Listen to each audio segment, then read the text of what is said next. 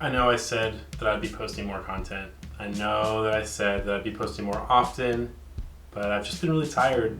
The busy season at work just ended, so the last 2 months I've just been going for it. I'm not even drinking, I'm drinking miso soup. So it's like 8 o'clock at night. I got home from work like 2 hours ago and I've ordered some sushi. I have an aromatherapy candle going. You can't see that here. I'm in my pajamas. I took a shower. I'm beat. I've just been really working really hard at my job. And I'm not complaining. I love my job, working at Levi's. It has demanded a lot of my attention, some of my weekends, to get to deadlines. And I don't regret it. It's been really great, but I just haven't been able to make any content. So I'm really sorry. I actually recorded this video like 3 weeks ago in the limited time that I had, and I watched it back and I was just like, oh man, this is boring. Like, just talking about this camera like it's just some piece of machinery, but it's not. It's more than that. I think all cameras are more than just a piece of machinery. We're home, we're relaxed, we're gonna go to bed soon, it's gonna be great. But for now, let's talk about the camera. Now, like I said, I made this video once before already, but it was boring. I didn't talk about anything that was exciting. I was just so tired. So I want to give this another shot and talk about the Bronica Zenza SQ-Ai and really give it the attention and language that it deserves, because this is a good camera. So when I first went to Glaskey Photo, who are sponsoring these videos with the cameras that I'm reviewing, I meant to go pick up a Hasselblad ELM, because that's a camera I used to own, and do a cool little video about that, because I used to own that camera. That camera is a lesser known but really cool version of the Hasselblad 500cm, but the lens got jammed on the body because something went wrong with the body, and so I had to take it back. And this guy has been sitting in the case forever, and I just kept seeing it, and I was like, you know what, I've never shot a Bronica camera, I should check that one out. I'll go ahead and say right now that if you are on a budget and you want to get into medium format photography as a beginner, intermediate, maybe even an expert, and you don't have a lot of money to spend, and you're not ready to take the plunge and buy a Hasselblad or some other really expensive medium format camera, the Bronica series of cameras, the Zenzas, I guess, all of them are great. The SQ-Ai is no exception. This is the 6x6 square format camera. So this is basically a mini plastic, less expensive Hasselblad. The key there is plastic, because it's made of plastic, all of it. Everything except for the lens is made of plastic, and I think the lens actually might be made of plastic. The lens is made of plastic.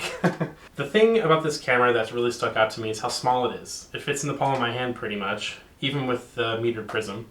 I'm not going to go over all the features of this camera. That's not what this review is about. This review is about my experience with this camera. It's light, and it's a lot smaller than a Hasselblad, potentially. Compared to something like my Mamiya RB67, you know, this guy right here, even with the prism finder, it's a lot smaller, and it's definitely lighter. This thing is okay, it's heavy. Let's put that down.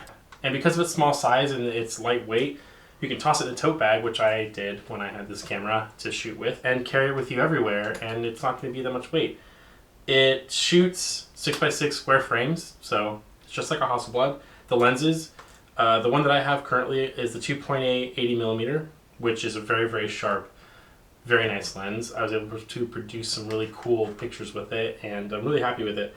The one thing that I'm kind of bummed about is because I'm a dummy, I thought I was going to be shooting a lot more low light stuff with this camera, so I put 2 rolls of Portra 800 through it. Portra 800 is one of my favorite films. I really love that film. It's got the speed of Cinestill 800T, but it's daylight balanced, and it's just got the Portra skin tone, so obviously it's really great for portraits. But I ended up shooting both rolls in sunlight.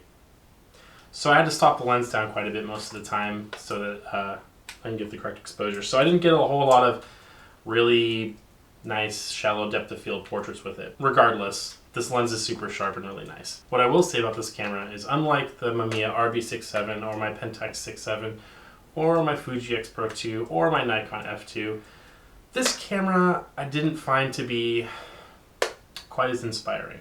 And that's not because this camera has any flaws. All cameras have flaws, but it's not because of those flaws. This camera is perfectly fine. It's a great camera. It works great. It sounds great. Smells all right, and it works wonderfully, you know. But it just didn't quite grab me. Every time I pick up the RB and open the viewfinder, it's a religious experience. This thing is just, there's just something about the way that they built this camera that whenever I touch it, whenever I see it, look at it, talk about it, it's just super inspiring. It makes me want to go out and shoot with it. It's big, it's unwieldy, it's heavy, but the images that I create with this camera, I have 2 of them now, by the way. I would take this camera over most other medium format cameras out there, simply because they just did it. Whatever. This camera is a great camera for anyone, but for me, this would not be the first camera that I would reach for, simply because it just doesn't have that same inspiring factor that the other cameras I own have. So that's not a knock to this camera, that's just my personal experience as to whether I would shoot it more or not. I really did have fun shooting this camera. I got some really great images. Like I said before, if you were on a budget or you don't have the experience to jump into a Hasselblad or a more expensive medium format system, this is a really great option. Go for it. The SQ-Ai, the other Bronica Zenzas, they're all really great. I think the SQ-Ai is among the cheaper of the Zenzas. I'm not exactly sure, but you can find this at Glass Key Photo. It's going back to them tomorrow. So I'm gonna stop talking. I'm gonna show you all the pictures that I took with this camera, and you can see for yourself if you think that this is worth getting into. I think it is. You should listen to me because I'm on this side of the camera and you're over there. You're watching me. So I'm gonna finish eating my sushi. I'm gonna go to bed. So make sure you check out Glass Key Photo, glasskeyphoto.com. Thank you to Glass Key Photo for sponsoring this and all my other videos where I review really cool, rare, expensive, hard to find vintage film cameras. Really awesome. Also, if you want to follow me on Instagram, at Christopher Sturm on Instagram, there's a Twitter page. You can now follow I dropped my sushi. There is a Twitter account now for the photo department. It's at the photo department with an underscore. And if you have any questions or comments, leave them in the comment section and I'll get to them at some point, I promise. Thank you for watching.